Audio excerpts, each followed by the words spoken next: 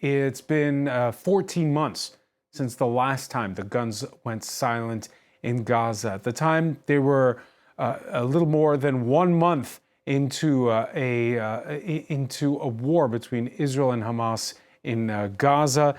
And since that time, there have been many dashed hopes. Now it seems a deal is finally over the line. Let's go to Jerusalem and correspondent Noga Tarnopolsky. Noga, the momentum had been building ever since last weekend. Yes, that's right, especially since Saturday when incoming President Donald Trump's special envoy to the Middle East, Steve Witkoff, made a lightning visit to Jerusalem just a couple of hours and apparently made it clear to Prime Minister Benjamin Netanyahu that Donald Trump demanded a deal be done before he took over office. So we have been seeing all day long various drafts. What do we know about what could be in the agreement? We don't know anything definitive, but what we have been led to understand so far is that it's a three-part deal.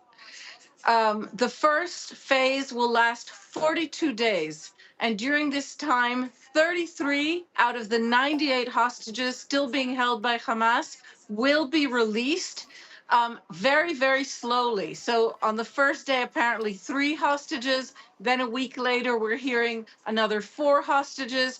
And the other thing we're hearing is that Israel will not know if it's receiving living or dead hostages until the day of the transfer.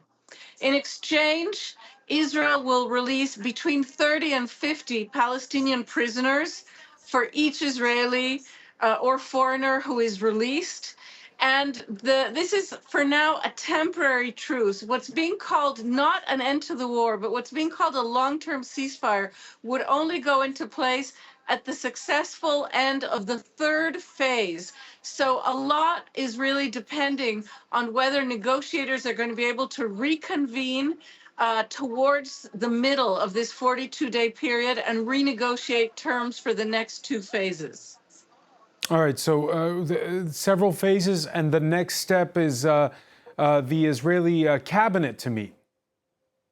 Right. We haven't heard anything about that yet. So my guess is that it's more likely to happen tomorrow than today. Netanyahu will be able to pass this agreement through his cabinet, but it must be said his cabinet is not happy about it.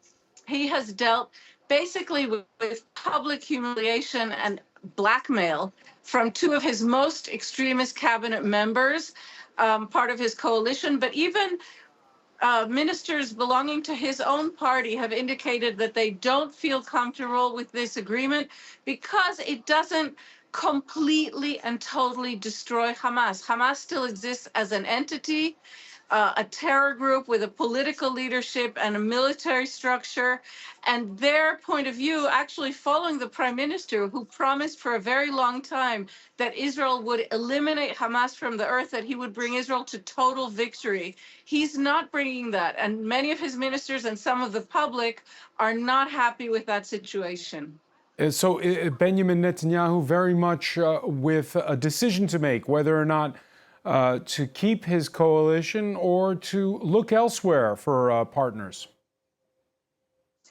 Right. He doesn't appear to be interested in other coalition partners. The partner he seems most interested in satisfying at this point seems to be Donald Trump, who, despite having appointed, real hawks to some of these national security positions, and certainly to as defense secretary, really does not want to be an American president handling bloody and endless Middle East war. And apparently that message was made loud and clear to Netanyahu, and that really changed the dynamic. In terms of Netanyahu's political fortune, I think that the hinge between the first phase and the second is really crucial. We heard today, I would say, undenied rumors that the prime minister's office at no point denied, that say that he made outrageous promises to his finance minister, including an explicit promise to return to war at the end of the first phase.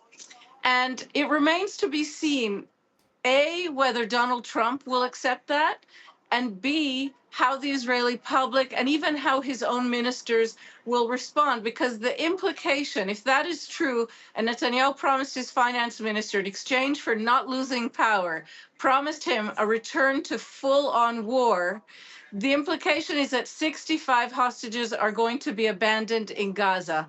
And that's going to be pretty hard to take on this end. All right, we're seeing live images while you're speaking there of Han Yunis in southern Gaza, where overnight an Israeli airstrike killed 15 in the Gaza Strip. Up until the very end, Noga, the fighting continuing, the airstrikes continuing in Gaza.